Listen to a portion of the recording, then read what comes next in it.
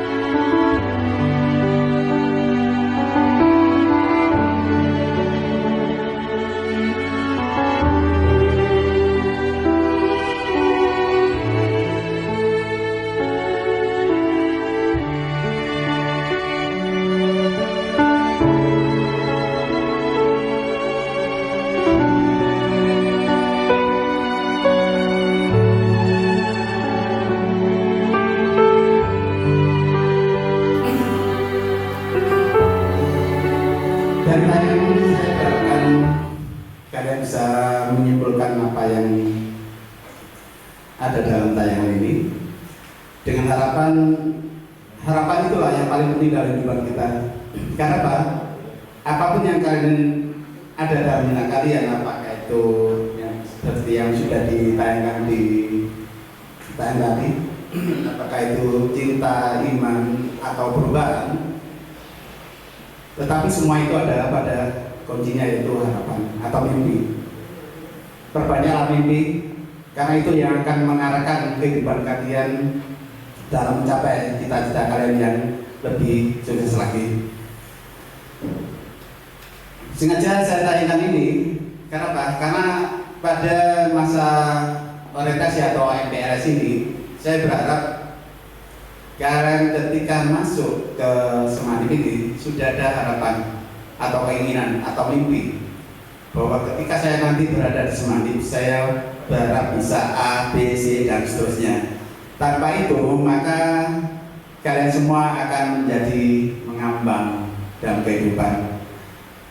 Jadi kalian nggak usah heran kalau kalian melihat teman-teman kalian pada beberapa bulan yang lalu ketika Indonesia atau khususnya sudah jatuh di lockdown, maka mereka banyak sekali bertebaran di kafe-kafe, di warung kopi, dan di jalanan.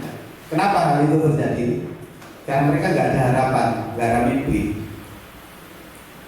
Ketika kita ada mimpi, ketika kita ada harapan, maka itu yang akan kita jalani ketika situasi kita dalam kondisi seperti hari ini, yaitu tidak ada kegiatan yang maksimal seperti tatap muka di sekolah atau kegiatan apapun, entah itu ekstra dan seterusnya.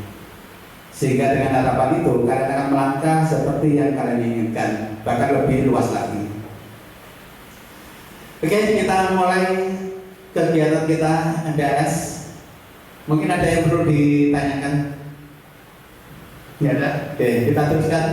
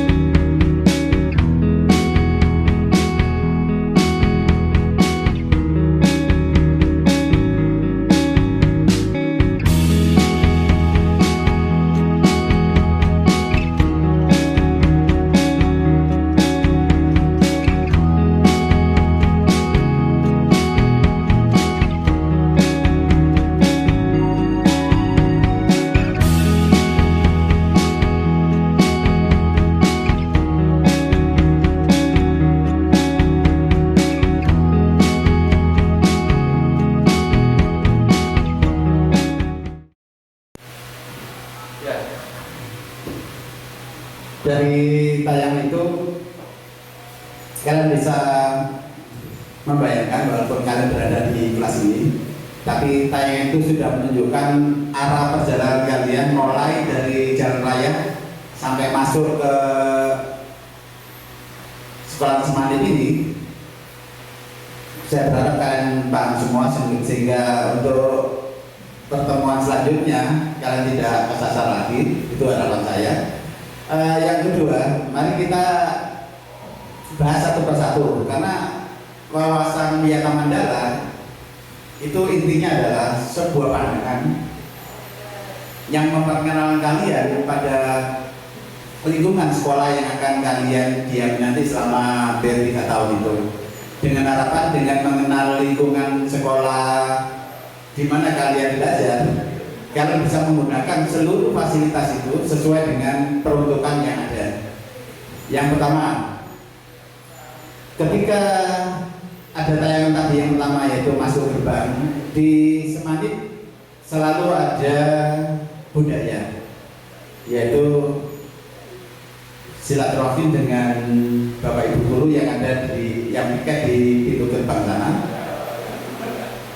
Kemudian setelah masuk, kalian akan berhadapan dengan ceklok. Tolong jangan lupa, karena ceklok itu nanti langsung link dengan orang tua kalian. Dimana kalau kalian tidak ceklok, maka kalian dianggap absen dari pembelajaran pada hari ini.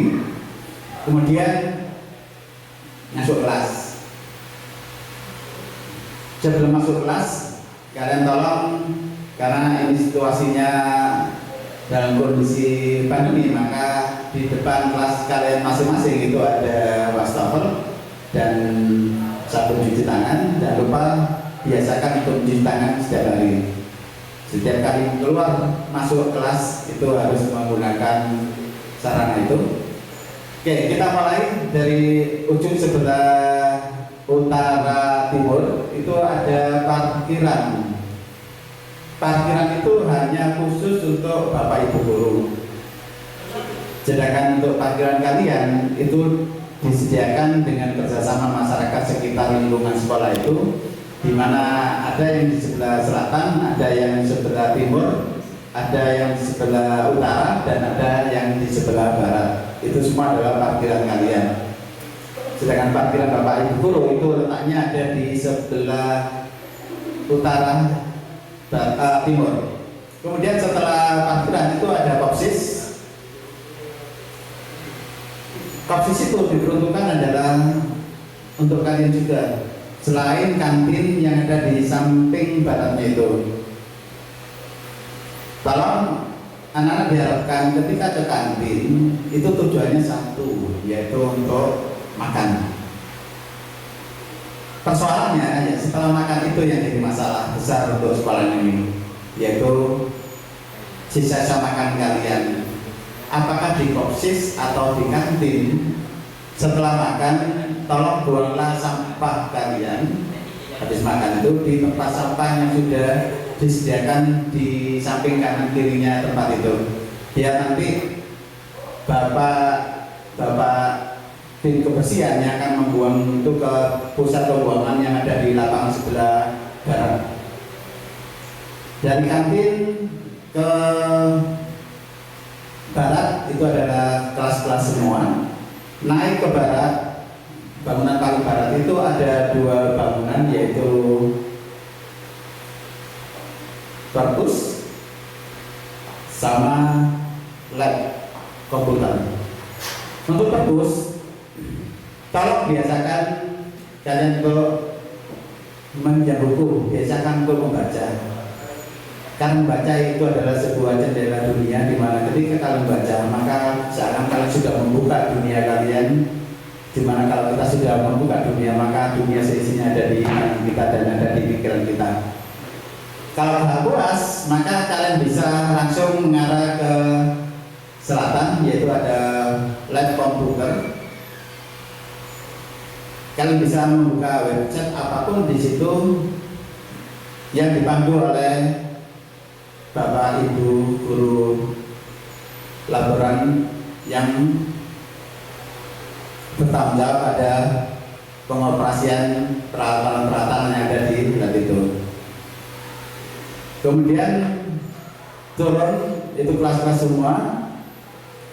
Baru yang paling timur sendiri itu ada ruang kepala sekolah, di mana ruang kepala sekolah itu sekarang dulunya dekat dengan TU ada di sebelah selatannya. Kemudian yang ada di sebelah selatannya itu dulu ruang kepala sekolah dipindah ke arah lebih selatan lagi dekat musola. Itu ruang kepala sekolah baru. Kemudian dari ruang kepala sekolah itu berada dengan ruang kasek dan ruang guru. Setelah itu TU dan dapur sekolah.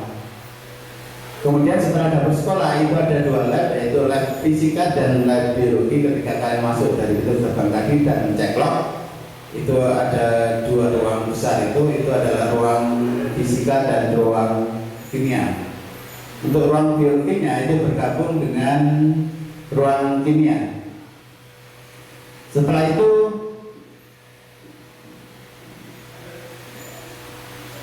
kalian ke selatan lagi ada ruang UKS, itu di depan ruang guru. Ini ruang gurunya. Kemudian ruang UKS-nya depan ruang guru. Jika nanti kalian mempunyai masalah kesehatan apapun, tolong ke ruang UKS, di mana di ruang UKS itu sudah disediakan obat-obatan dan perawat. Dalam hal ini adalah kakak-kakak kelas kalian yang terhimpun dalam sebuah kumpulan yaitu PNR. Jika nanti memang dirasa agak darurat, maka kalian akan dikirim ke puskesmas, di mana puskesmas kita yang kerjasama dengan Esmanit itu ada di sebelah timur dekat pasar sana, nanti itu di sana. Kemudian di sebelah ruang KS itu ada ruang BK.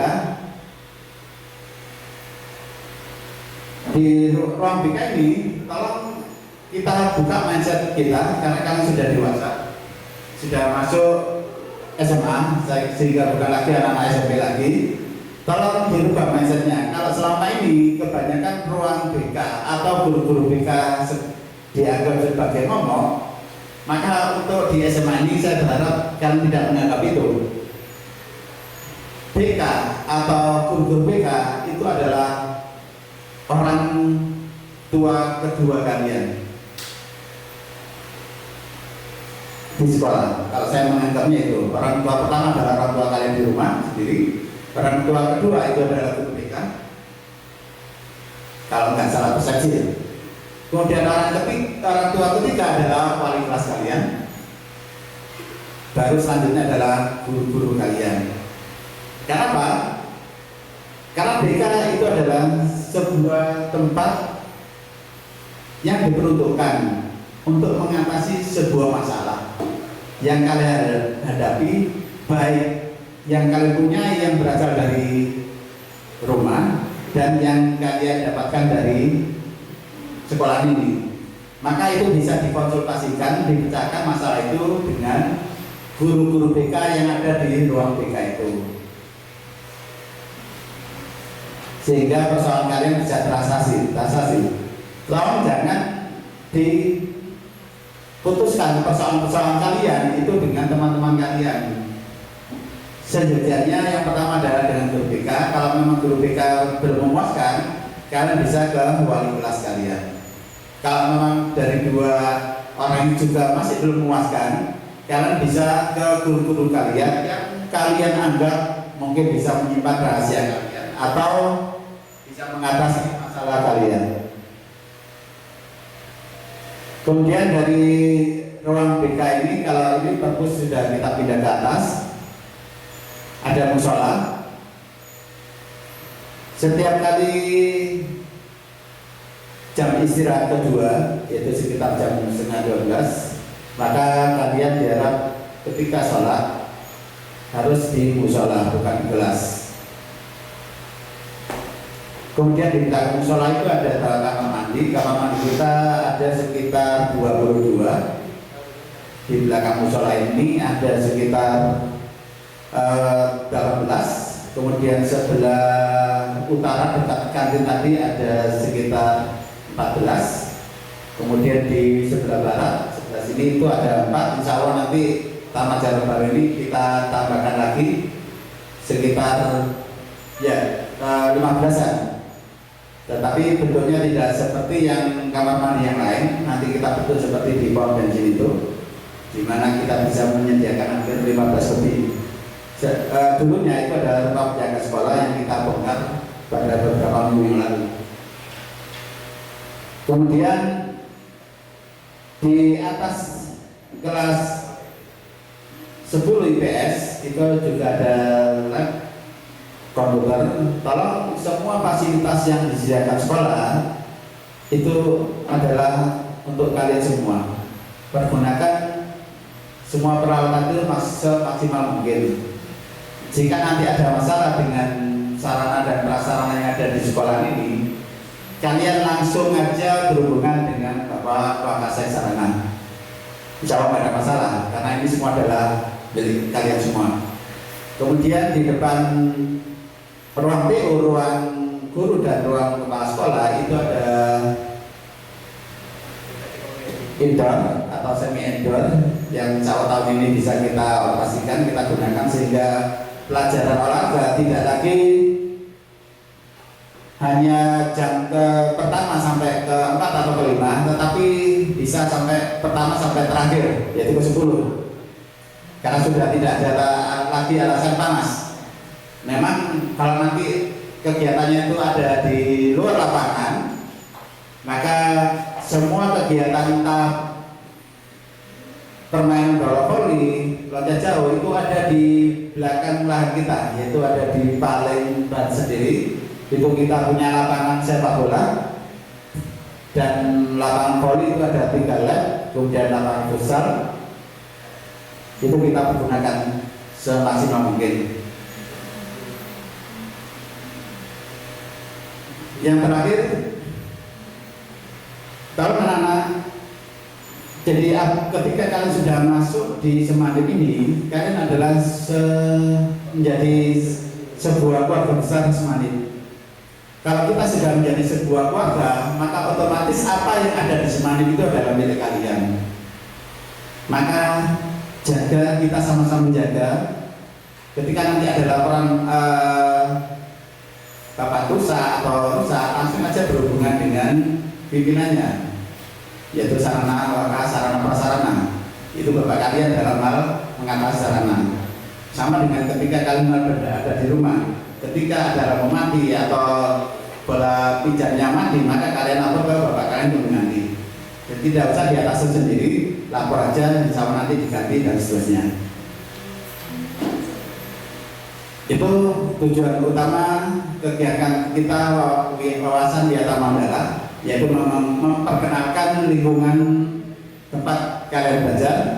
Kemudian tujuannya kedua, tidak hanya melulu mengetahui lingkungan itu, tetapi tujuan keduanya itu yang lebih penting, yaitu ketika kalian sudah mengenal semua lingkungan itu dan tujuan serta manfaatnya, maka kalian bisa mengembangkan itu sesuai dengan pola pikir kalian. Seperti contoh, kita ada taman anggrek, ada taman burung, dan ada kolam. Ketika kalian punya imajinasi atau pemikiran yang bisa mengembangkan itu, kenapa enggak? Maka silakan konsultasi dengan sarana prasarana, mau kalian kembangkan jadi apa? Itu tujuan yang kedua. Setelah kalian mengenal lingkungan, maka kembangkan semua fasilitas yang ada di sekolah ini mengarah kepada kemajuan yang lebih maju lagi demi nama besar Semandim. Bukan hanya kalian menempati, memakai, setelah itu selesai, bukan. Jadi ketika memang ada sesuatu yang kurang di Semandim itu, kalian bisa usul saran atau bahkan membuat proposal dalam rangka mengembangkan. Mungkin ada sarana atau prasarana yang mungkin kalian anggap kurang di Semandim ini. Itu yang kita butuhkan. Sehingga ketika nanti usulan kalian itu memang betul-betul bisa mengembangkan dan membantu Semandim lebih berkembang, maka kita langsung usulkan ke pimpinan, disesuaikan dengan anggaran yang ada. Persoalannya untuk beberapa tahun ini itu yang jadi masalah besar untuk masalah wawasan piagam mandala. Kenapa? Karena semua yang ada di sini itu bukan langsung turun dari langit. Semuanya berdasarkan anggaran. Kalau nggak ada anggaran ya nggak ada. Bercontoh, hari ini papan kalian rusak. Ketika lapor ke saya, Pak, papan saya rusak. Saya bisa mengganti dengan syarat memang anggaran di bandara itu sudah ada. Tapi kalau nggak ada, maka kita banding 1 hari, 2 hari, 1 tahun, 2 tahun, bahkan ketika sampai kalian keluar, papan itu tidak akan pernah bisa diganti selama anggaran itu sudah ada. Itu persoalannya. Jadi mohon maaf ketika nanti ada sesuatu yang tidak bisa dituruti keinginan kalian, entah itu mengembangkan apa dalam hal sarana prasarana, maka itu bukan karena tidak digubris, tetapi itu hubungannya dengan anggaran atau keuangan sekolahan. Tahun ini kita hanya mengandalkan anggaran dari BOS dan BUPPB yang berasal dari provinsi itu. Tetapi ingat, kalian perlu pahami itu, bahkan nanti terangkan ke orang tua kalian yang mungkin salah paham soal anggaran itu. Tolong anggaran yang diturunkan oleh pemerintah 2 hal itu, BOS dan BUPPB itu ada jenisnya. Jadi tidak hanya anggaran menurunkan setelah itu silakan dihabiskan, tidak, diatur bahwa uang mungkin 1M ini hanya khusus untuk beli bangku selesai, yang lain nggak boleh. Itu persoalannya. Jadi ada itemnya, kita tidak tahu, pokoknya menggunakan BOS nggak bisa. Contoh, BOS hanya untuk siswa mungkin kegiatan ekstra. Kegiatan ekstra itu macam-macam, apakah konsumsinya atau kendaraan, itu diatur oleh itemnya BOS. Bahwa biaya untuk ekstra itu hanya khusus kendaraan atau transportasi, ya selesai, konsumsi kalian yang harus bayar sendiri. Dipakai untuk beli nggak boleh, untuk jasa silakan, seperti contoh listrik dan seterusnya, telepon dan seterusnya. Untuk yang untuk bangun nggak boleh. Nah, selamanya orang nggak tahu itu. Untuk bayar anak SPP-nya anak nggak boleh. Ya, kesulitan kita yaitu menggunakan BOS. Kenapa ada beberapa sekolah yang tidak mau menerima BOS? Karena itu, karena penggunaannya diatur oleh mereka. Padahal kebutuhan sekolah dengan keinginan mereka itu beda. Saya inginnya seperti ini, dikasih uang kok diatur seperti ya udah nggak usah. Lebih baik saya cari sendiri. Nah, itu mereka. Ya, sama dengan BUPPB dari pemerintah provinsi itu sama. Semua itu ada jumlahnya. Sehingga mohon maaf sekali lagi, jika nanti memang ada hal yang kurang di kelas atau di sekolah ini yang belum terpenuhi, itu bukan berarti tidak dihiraukan, tetapi karena memang persoalan anggaran. Terima kasih atas perhatiannya. Mungkin ada pertanyaan atau saran atau apapun? Enggak ada. Dan itu kegiatan hari ini. Terima kasih atas perhatiannya. Assalamualaikum warahmatullahi wabarakatuh. Sehat semua.